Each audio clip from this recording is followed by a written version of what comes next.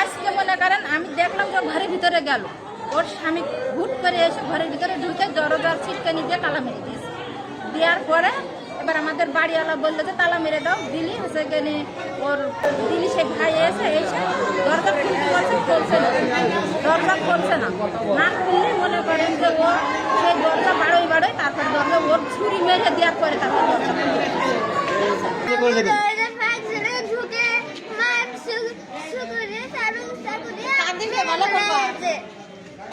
তোমার আম্মুর কিচ্ছু হবে না মা?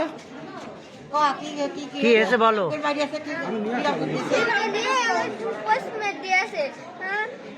ঘরের ভিতরে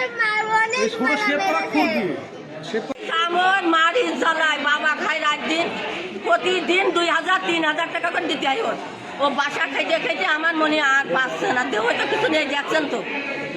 তারপরে ওর ডিভোর্স দিয়ে দিয়েছে, ডিভোর্সের কাগজ ওগুলো দিয়েছে, থানায়ও দিয়েছে, থানায়ও পাই ধরেছে।